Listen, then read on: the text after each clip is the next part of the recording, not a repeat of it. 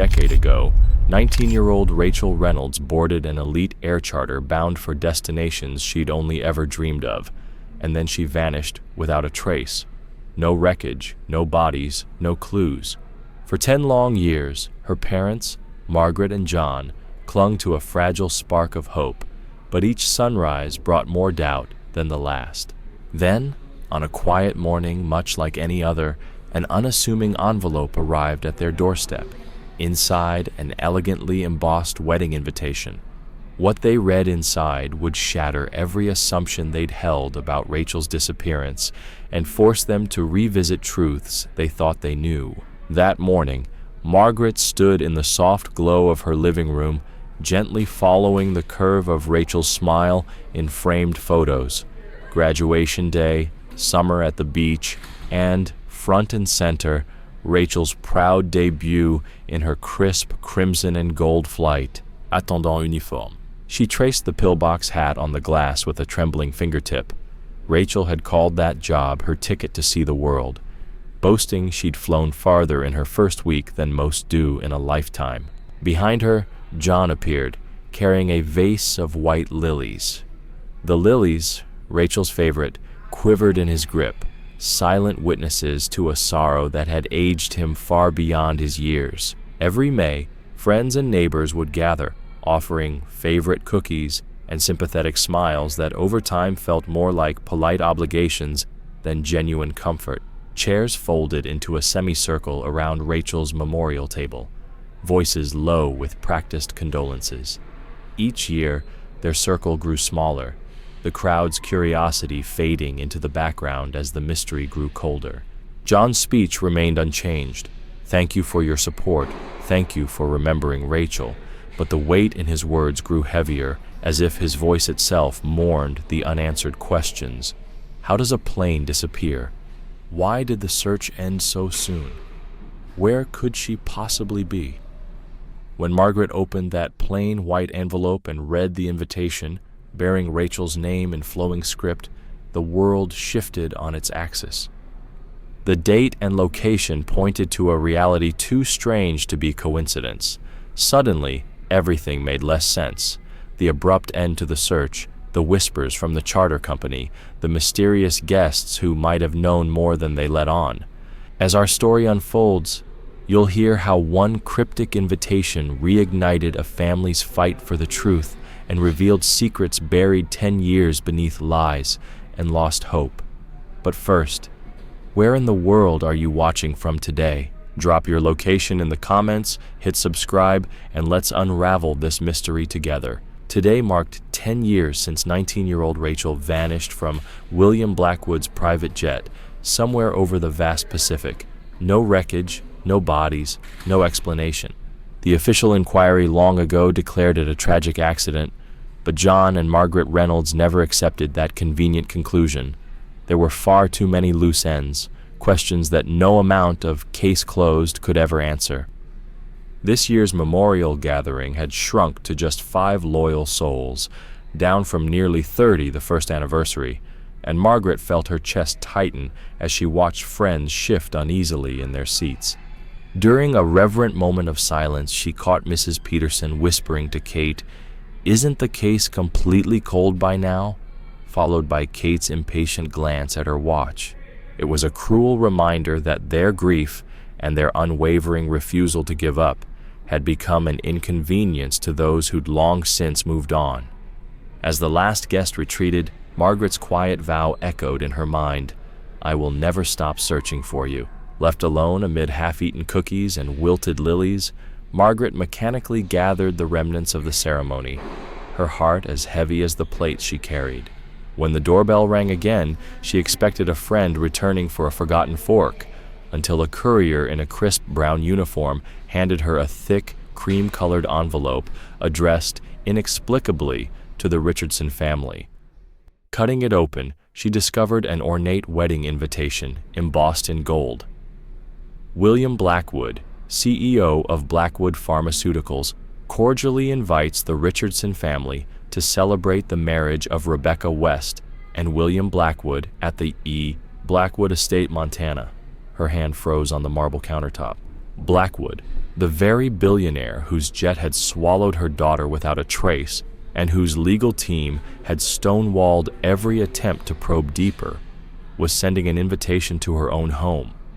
Inside, a small RSVP card bore a scrawled note, something borrowed, something blue, a lullaby only Rachel and Margaret had ever shared. As Margaret sank into a chair, her pulse racing, she stared through the photograph of the bride-to-be, a chestnut-haired woman hidden behind oversized sunglasses and a wide-brimmed hat. In that one image, she saw a stubborn tilt of the head, a quiet tension in the shoulders, an echo of the reluctant smile Rachel had once forced for a high school dance. Could this be the clue they'd been searching for all these years? With trembling fingers, Margaret spread the invitation pieces across the table, the air thick with the impossible hope that, at last, the next chapter of Rachel's story was about to begin. For a moment, Margaret's heartbeat thundered in her ears as she held the invitation, and that handwritten note, something borrowed, something blue, flickered in her mind like a secret signal.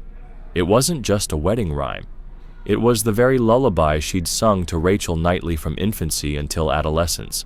Something old, something new, something borrowed, something blue, after which Rachel would always chirp, and a sixpence in her shoe. No one outside their quiet bedroom ritual would ever know that. Not Blackwood, not his social secretary, not anyone on the guest list. And here it was, scrawled in black ink on an RSVP card dated March 23rd, tomorrow. Margaret slammed back her chair, the legs screeching across the linoleum. She had to share this immediately. "John," she called, her voice cracking. "You have to see this." In the garage, John emerged, smudged with oil and eyeing her with weary irritation. At first, he thought she'd spilled something, or worse, found another dead end. But when he saw the cream-colored envelope splayed across the kitchen table, along with the invitation's embossed crest and that single, impossible note, his face drained of color. She leaned in, breathless. "It's from William Blackwood's estate in Montana, the very jet Rachel was on. And look," Margaret tapped the margin, "this phrase, it was our lullaby. Nobody else would use it." John's jaw clenched, then relaxed with a bitter exhale. He pushed the papers aside. "Margaret," he said softly, voice taut, "you're falling down the same hole again." "Doing what?" she whispered, though she already knew. "Chasing shadows," he replied, running a hand through hair bleached by grief. "Let's be honest. This is a marketing stunt or a clerical mix-up. They send hundreds of these invitations to VIPs. Addresses get mangled all the time." Tears welled in Margaret's eyes. "But John, that note, our note, and the timing, exactly 10 years to the day. It can't be random." He sighed, heavy with the weight of a decade's disappointments. "Margaret, remember Seattle? The woman who answered to Rachel's name? We wasted our savings and found nothing. And the psychic in Phoenix, $5,000 vanished on whispers of she's across the water, safe but unable to reach out." She flinched at the reminder, but her resolve hardened. "This is different." John shook his head. "Hope is a luxury we can't afford. If it isn't a cruel prank, it's a mistake, and we can't survive another one." With that, he retreated behind the workshop door, its click sealing her inside a swelling quiet. Margaret's heart pounded. What if he was right? What if this was another cruel tease?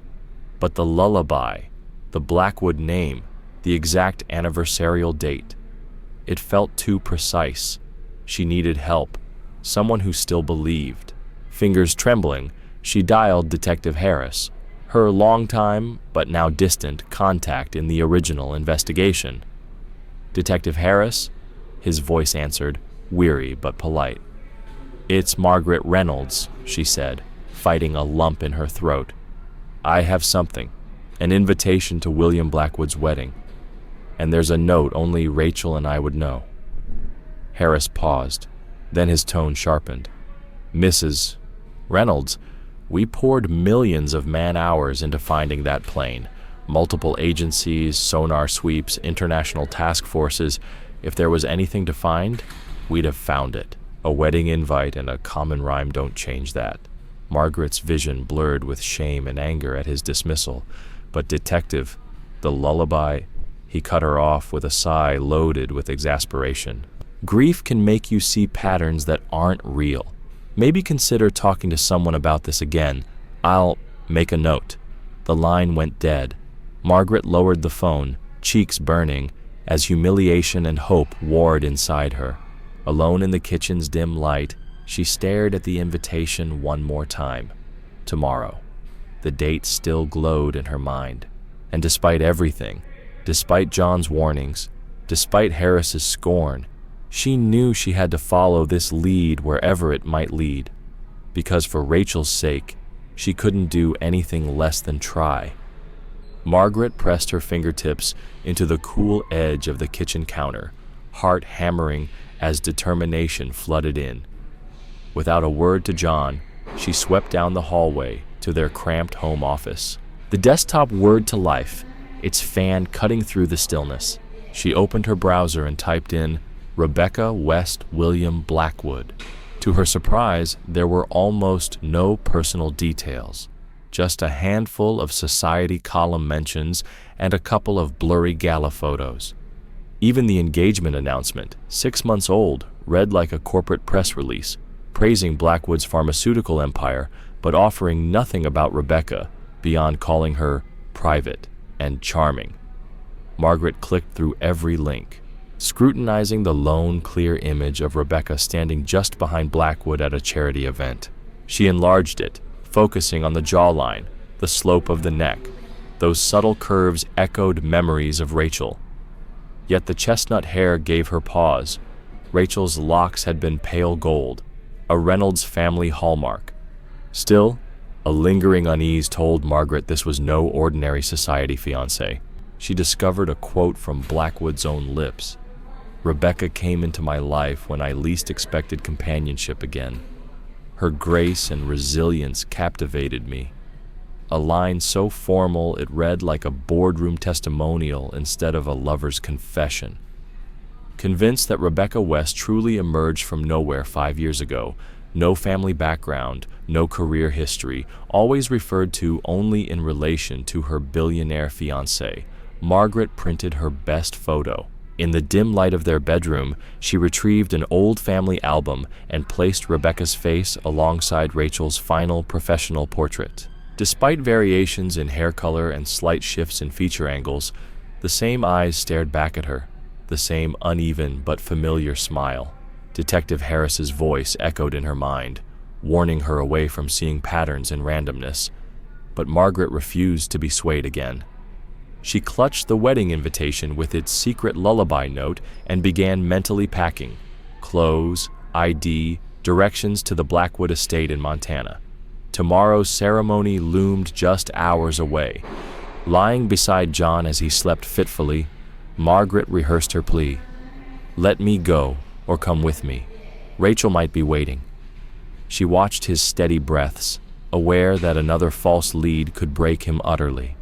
Yet, in her chest, that small flame of hope burned brighter than fear. At dawn, she presented him with the invitation, the photos, the handwritten whisper of their shared lullaby. John studied the side-by-side portraits, his resolve wavering at the uncanny resemblance. They could be different women, he murmured, rubbing his temples. But then his eyes lifted, and for the first time in years, he asked the question Margaret had dared to dream. What if she really is our daughter? Margaret pressed her fingertips into the cool granite countertop, her mind racing with questions about this elaborate wedding invitation. Why go to all this trouble? She wondered aloud. Maybe she's under surveillance, or even being controlled, Margaret suggested, leaning forward as she met John's gaze. That's why we have to see for ourselves. John's eyes darkened with tension. When is the wedding? He asked, voice low and urgent. Margaret glanced at the invitation. Today, just 6 hours from now. There's a flight leaving in an hour. It's only a 2-hour journey to Montana." He stared at her, shaking his head as if trying to shake away the wild idea. Yet when he looked at the determination in her eyes, the spark of hope she hadn't shown in years, he forced out a question, more statement than inquiry. "You've already decided, haven't you?" Margaret simply nodded, her steady gaze conveying everything he needed to know. Without another word, John turned and walked away. Margaret's heart clenched. She was ready to go alone, but feared the journey would crush her without him. Minutes later, she raced through the house, gathering toiletries, cash, and clothing. As she passed their bedroom, she froze. John stood there, holding their large suitcase. His face was etched with concern and resignation. "I can't let you do this alone," he said quietly, folding a crisp shirt and laying it in the bag. "Even if it's a wild goose chase, I'm with you. Always have been." Tears sprang to Margaret's eyes as she stepped forward and embraced him. "Thank you," she whispered. John nodded, his pragmatic side surfacing. "We'll pack light, one bag between us, and copies of Rachel's ID, just in case."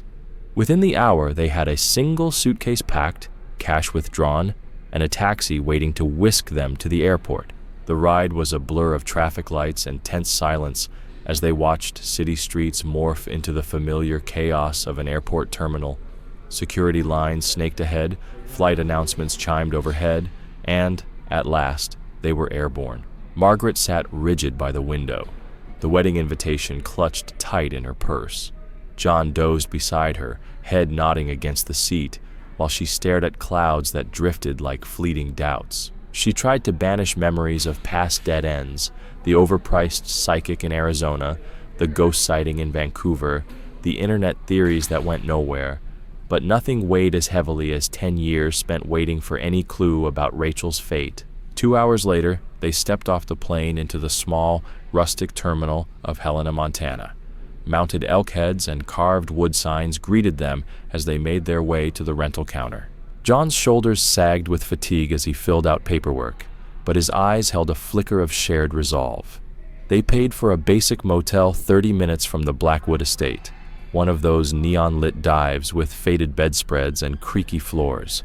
In the cramped bathroom, Margaret unpacked her navy blue dress, reserved for moments that mattered, while John laid out his Sunday coat, its elbows a touch shiny from years of wear.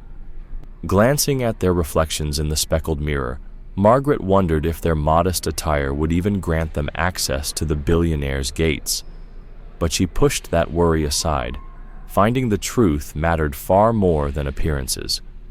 John checked his watch. "When should we leave?" "It starts at 5 Margaret replied, smoothing the pearls around her neck, her wedding gift from John 27 years ago. "If we go at 4:20, we'll arrive early enough to blend in, but not so early that we stand out." John paused, then offered a small, admiring smile. "You've thought of everything," he said softly. Margaret zipped her dress and took a steadying breath. Together they would walk through those gates and finally confront the secret that had haunted them for a decade. Their modest rental sedan felt conspicuously out of place amid the parade of gleaming Bentleys, Maseratis, and SUVs bearing diplomatic plates, but it held its own under the attentive gaze of uniformed attendants who guided them into a neat row. Stepping onto the estate's cobblestone courtyard, Margaret inhaled the crisp mountain air, steeling herself for what came next. A stately usher, clad in midnight blue tailcoat, approached, clipboard in hand. "Welcome, Mrs. and Mr. Richardson," he intoned. "Please follow me to guest seating." As they trailed behind, Margaret's pulse thundered. Every perfectly trimmed hedge and marble fountain testified to Blackwood's meticulous wealth. Yet her focus was elsewhere. She scanned the gathered faces for even a fleeting resemblance to Rachel, the tilt of an eyebrow, the flash of a familiar smirk. John fell into step beside her, offering a small, reassuring squeeze of her arm. They entered a vast, tented pavilion overlooking the pine-clad valley. Rows of white chairs faced a floral arch, and beyond it, Framed by snow-capped peaks stood the bridal party. Rebecca West appeared first, tall, reserved, dressed in ivory lace. The oversized sunglasses were gone now, revealing high cheekbones and lips set in a polite, practiced smile. Behind her, William Blackwood cut a dashing figure in midnight blue tuxedo, greeting guests with effortless charm. Margaret's breath caught as Rebecca turned, just a fraction, and their eyes met. In that heartbeat, everything Margaret had feared and hoped collided. The same pale, inquisitive gaze Rachel had, the same subtle lift at the corner of her mouth. Time slowed. She glanced at John, whose expression mirrored her own stunned disbelief. As the ceremony began, Margaret and John slipped into the back row, hearts pounding in unison.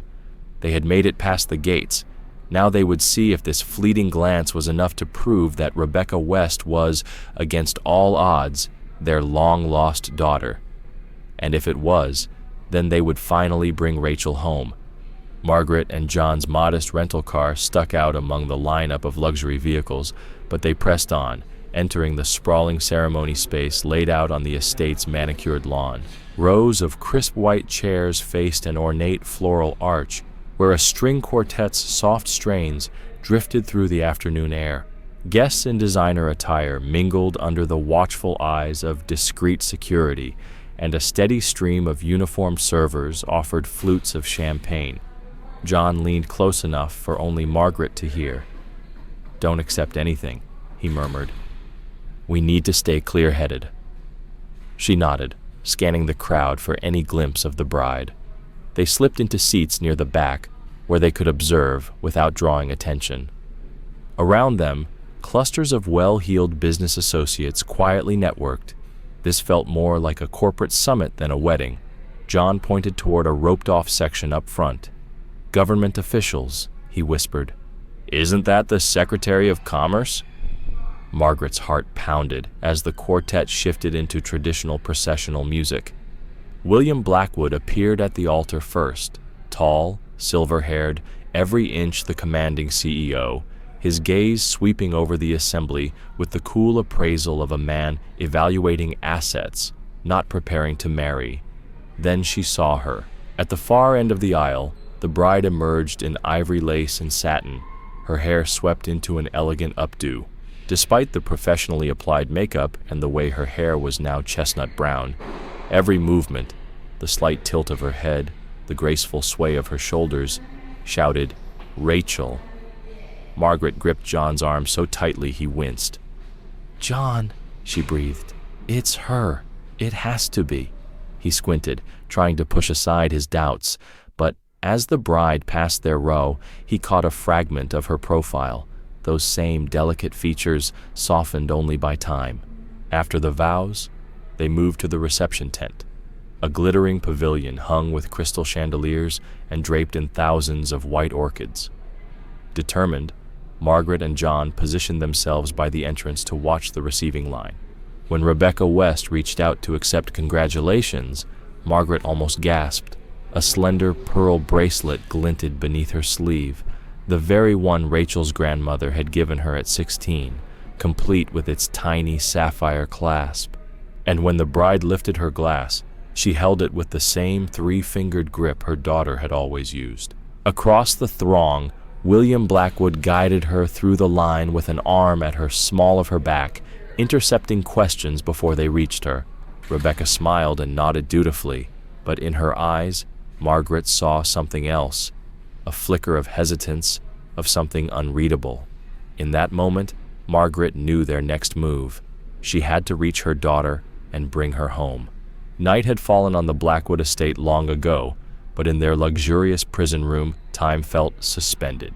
Margaret and John lay on the four-poster bed, its silk draperies a cruel mockery of their predicament, staring up at the ornate ceiling as the soft glow of the bedside clock edged toward 3 a.m. Neither could find rest. Margaret rolled onto her side, careful not to jostle the lock on the heavy wooden door. "John," she whispered, voice barely more than breath. "We can't just wait forever." He ran a hand through his graying hair and sat up. feet dangling over the edge. "What choice do we have?" he sighed. "They'll know we're here now. If Rachel really is our daughter, she might find a way to help. But how?" Margaret closed her eyes, recalling the look on Rebecca's face, the instant recognition, the spike of fear, the practiced mask sliding back into place. It was hope and heartbreak wrapped in one glance. She pointed at the barred window. "We need to figure out if we can call for help. There must be a phone or a service panel." John swung his legs to the floor and stood, stepping softly toward the window.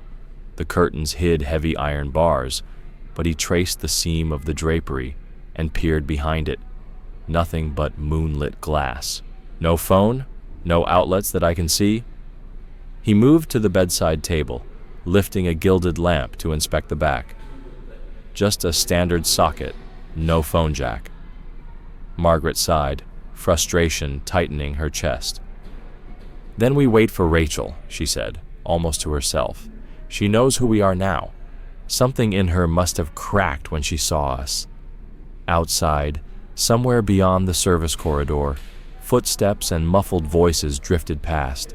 Perhaps a guard doing rounds, or Blackwood's staff going about a midnight check. Margaret pressed her ear to the door. The corridor was silent again. She straightened and turned back to John. "We need a plan for when they return," she murmured. "If they come back to question us, we stand our ground. We tell them we're her parents and demand to see her." John nodded, drawing strength from her resolute tone. "And if they refuse?" Margaret lifted her chin. "Then we make enough noise to force their hand. We can't let them hide her from us." They spent the next hour whispering contingencies. How to approach Rebecca if they ever saw her again. How to draw attention without putting her in danger. How to signal a news crew on standby at the front gate. By the time a gentle knock came at the door just after dawn, their resolve was as steel.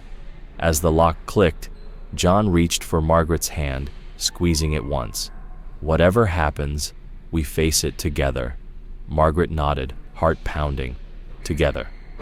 And when the door swung open, they rose to meet their fate, ready to confront William Blackwood and reunite, at last, with the daughter they had lost.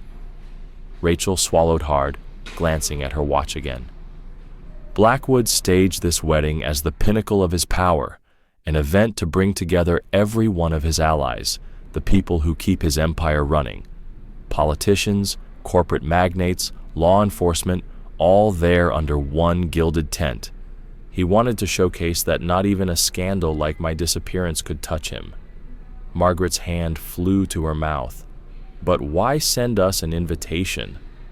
Rachel's eyes flickered with pain and determination. "I hacked his guest list. I'd been studying his staff's schedules for months and discovered how they handled the invitations.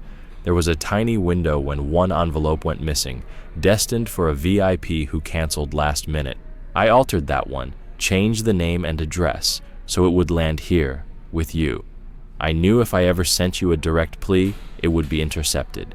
But this invitation would slip past security, a Trojan horse carrying my true identity." John's brow furrowed. "You risked so much." Rachel nodded, tears pooling. "I had to. I couldn't let another year slip by knowing you were out there, thinking I was lost at sea. But I only had a few minutes before someone noticed I wasn't in my pew." She pressed a finger to her lips. "I managed to slip away from the receiving line when Blackwood was distracted by a diplomat arguing over seating arrangements. I raced here, praying you'd recognize me. I wish I could stay longer. But if I don't return before they discover I'm gone..." Her voice broke. Margaret hurried to her daughter's side. "We'll get you out. Tonight." Rachel shook her head. "Not yet. I need you safe first. Security will tighten after this slip. You have to leave immediately, before they realize I helped you." John caught Margaret's arm. "We can't leave you here." She met his gaze, voice firm. "You must. There's a service exit by the old carriage house, behind the east stables. I mapped it for you." She reached into her pocket and slid a folded scrap of paper into Margaret's hand. Follow that path. A car will be waiting near the stables with keys hidden under the driver's doormat. Drive straight home and call Detective Harris. Tell him everything. His corruption, Blackwood's network. Tears brimmed in Margaret's eyes as she pressed the note against her heart. And you? Rachel managed a small, sad smile. I'll create a distraction. Set off the fire alarm in the main house. They'll swarm the ballroom, and that will mask your escape. John's jaw clenched. We'll all go. Together. Rachel shook her head again. You promised to stay hidden. They'll come after you first. Margaret cupped her daughter's face. We're not leaving you. At that moment, the corridor light flickered, and a distant voice called, Mrs. West? Rachel's face hardened. Go, she ordered, her voice urgent. I love you both. Now go, before it's too late. Margaret and John backed away, hearts breaking, carrying Rachel's plan and the fierce hope that, by sunrise, their family would be free. As they turned to flee, Rachel slipped back into the shadows, already plotting her next move against the man who'd stolen her life, and vowed to reunite with her parents for good. John finished stowing the last of their belongings into the duffel bag, just as the 15 minutes dwindled to their final seconds. Margaret slipped the flash drive deeper into her jacket pocket and closed her eyes for a moment, steeling herself. At precisely the allotted time, the door opened and the two guards reappeared. Without a word, they gestured curtly for the Reynolds to follow. John gave Margaret's hand a reassuring squeeze, and they walked single file down the ornate corridor, past silent marble statues and flickering sconces, until they emerged into the pre-dawn chill. Outside, a sleek black SUV idled with its engine humming. One guard opened the rear door and indicated they should get in. As Margaret and John slid onto the leather bench seat, the other guard climbed into the front passenger side. The driver, another silent man in a tailored suit, closed the door and pulled away smoothly, wheels gliding over the gravel drive. Margaret's heart thudded as they passed the east stables, where Rachel had said their escape car would be waiting. But instead of pulling off the main drive toward the service exit, the SUV turned onto the winding road that led back down to the estate entrance. Margaret exchanged a panicked look with John. Had Blackwood realized the swap? Was this a trick to retrieve the flash drive? She caught the eye of the guard beside her. Where are you taking us? She asked, voice steady despite the tremor in her chest. The guard's expression remained impassive. Straight to the airport in Helena, he said. Your private jet is waiting. Mr. Blackwood insists you return home immediately and that you not contact anyone on the way. He tapped the window with a gloved finger. No stops. John pressed his lips together, eyes narrowing. We thought we'd be driven to the service exit. The guard glanced back, tone clipped. Mr. Blackwood changed his mind. Then he turned away, arms folded, leaving no room for protest. The SUV slipped past the empty valet circle and onto the highway. Margaret's mind raced. Rachel's plan was unraveling, and with it the chance to get evidence to Michael Corcoran. She clenched John's hand in hers. We have to find another way, she whispered.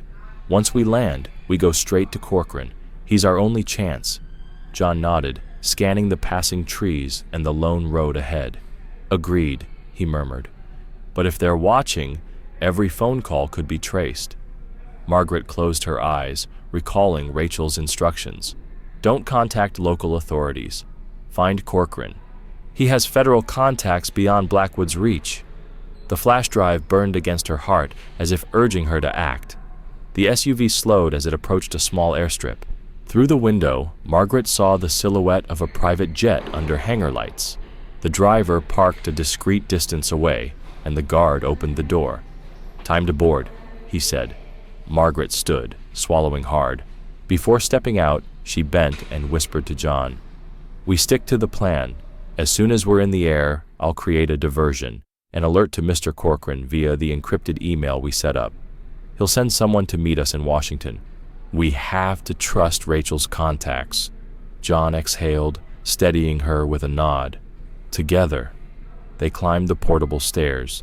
Inside, the cabin stretched out, plush leather seats, polished wood accents, soft lighting. The guards closed the door behind them and gave curt instructions to the flight crew. As the engines spooled up, Margaret caught a final glimpse of the night sky, thinking of Rachel still alone in that vast mansion. Moments later, the jet lurched forward and lifted off. As they ascended, Margaret opened her phone, found the secure email app, and drafted a short, urgent message. To Michael Corcoran. Subject: Evidence from Blackwood Estate attachment. Encrypted flash drive file incoming. She tapped send just as the seatbelt sign chimed. Her heart pounded, but in that instant, she felt Rachel's determination coursing through her veins. They were airborne, on their way to safety, bearing the proof that would bring William Blackwood down, and she prayed, reunite their family for good. For 2 tense hours, Margaret and John sat across from Michael Corcoran in that Bozeman coffee shop, listening as he plugged the flash drive into his battered laptop. Every click of the keyboard echoed like a drumbeat in their chests. Finally, Corcoran looked up, eyes alight. "This is it," he said, voice low but resolute. "The FBI task force is ready. They've reviewed your daughter's testimony alongside these documents, trial data, internal memos, video confessions. Everything points directly to Blackwood's involvement. They're moving on his compounds in Montana and the Cayman Islands as we speak." Margaret felt her breath catch. "Rachel," she whispered. "They'll reach her in time?" Corcoran nodded. "They've assembled a joint team, local U.S., Marshals, FBI evidence officers, and SWAT. The warrant has been signed by a federal judge.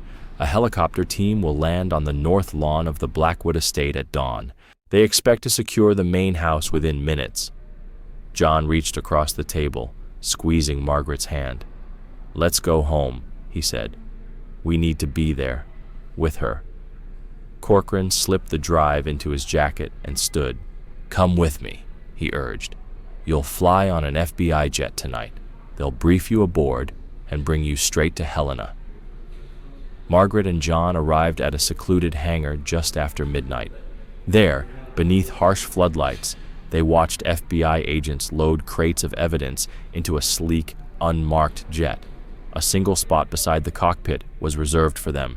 As they climbed aboard, Margaret felt tears prick her eyes. This was the first step toward rescuing Rachel. In the briefing session aloft, Special Agent Reynolds, no relation, laid out the plan. "We'll land at 0500 hours. SWAT teams will breach the West Wing, where intelligence believes Rachel is held. You two will be escorted to a secure staging area across the courtyard. As soon as we confirm Rachel's safe, you'll accompany her to a medical unit on site." Margaret closed her eyes, repeating Rachel's lullaby in her head for courage. John draped an arm over her shoulders as the engines roared.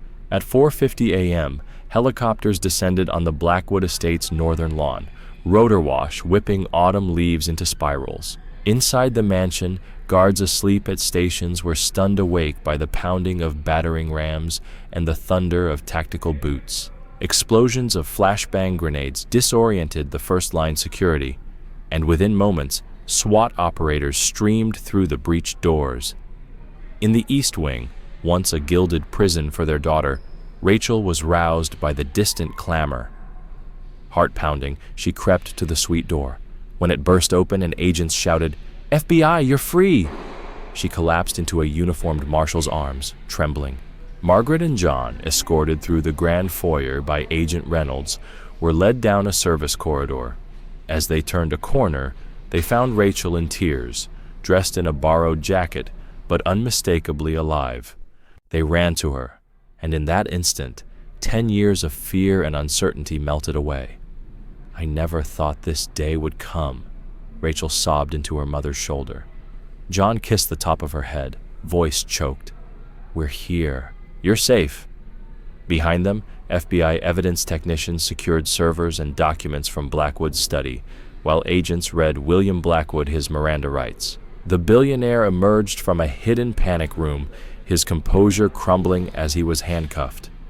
By noon, Rachel was being examined by medical staff and counselors in a secure on-site clinic. Margaret sat beside her, holding her hand and murmuring assurances. John passed folded sandwiches and bottled tea. Outside, helicopters lifted away with boxes of records bound for federal headquarters. Later that day, in a press briefing courtyard, Corcoran stood alongside the lead U.S. attorney to announce the charges: kidnapping, false imprisonment, pharmaceutical fraud, and obstruction of justice. Margaret and John watched from the rear, Rachel safe at last, draped in a borrowed shawl. As reporters called questions, Rachel squeezed her father's hand. He leaned close and whispered, "Home is next." Margaret caught her daughter's eye and smiled through tears. After 10 years of darkness, their family had reclaimed the light. Though the road ahead would include healing and court battles, they faced it together at last, united by hope, love, and the justice they carried home. "Load the drive and reach out to my FBI contact. Meet me at the Post's local bureau," the lead agent barked. Within hours, they'd secured emergency warrants for Blackwood's arrest and property searches. Margaret watched from the field office as agents sank into Rachel's flash drive evidence. Their professional composure crumbled when they heard Blackwood candidly discuss dumping flight attendant Melissa at sea and saw bank transfers bribing officials to label his jet a crash. "This clip alone justifies an arrest warrant," the lead agent said, removing his headphones. "But paired with these financial records, emails, and documents proving falsified drug trials, we've got multiple federal charges." He added that his team had pursued Blackwood for years, but needed concrete proof Rachel had risked everything to gather. In record time, the FBI and untainted local law enforcement drew up a three-pronged assault: one team to breach the mansion, another to intercept Blackwood's private jet on the airstrip, and a third to secure the convoy route. When the agent in charge told Margaret and John it was too dangerous for them to accompany the raid, John argued, "We have to be there when you find her." Eventually, they compromised. The Reynolds would wait safely in an unmarked vehicle just outside the perimeter, close enough to reunite with Rachel as soon as she was recovered. At dawn, tactical units cleared entrances and grounds while a separate team moved on the airstrip. Margaret clutched John's hand as radio updates crackled in the car. "Alpha in position. Perimeter secured. Target vehicle approaching. Intercept now." Her heart pounded through the suspense until, at last, came the words they'd prayed for. Subject Blackwood in custody. Female subject recovered safely. Tears streamed down Margaret's face as agents led Rachel, wrapped in a shock blanket but walking on her own, into view. Makeup free and pale, her eyes were bright and focused, unmistakably the daughter they'd fought a decade to find. The three embraced in slow motion, tears of relief and joy flowing freely. 1 year later, the Reynolds home overflowed with laughter and light on Rachel's welcome home anniversary. The somber memorial table was gone, replaced by a cake reading "Welcome Home," bright walls, and flowers everywhere. Mrs. Peterson arrived with Rachel's favorite snickerdoodles. Kate listened with genuine warmth, and Michael Corcoran announced that Blackwood's appeal had been denied and key executives had pleaded guilty. Margaret watched Rachel move among friends, still bearing the quiet traces of her trauma, but stronger each day. When Rachel lifted her glass in a silent toast to her mother, Margaret returned the gesture, their glasses clinking in celebration of survival, renewal, and the unbreakable bond that brought their family home.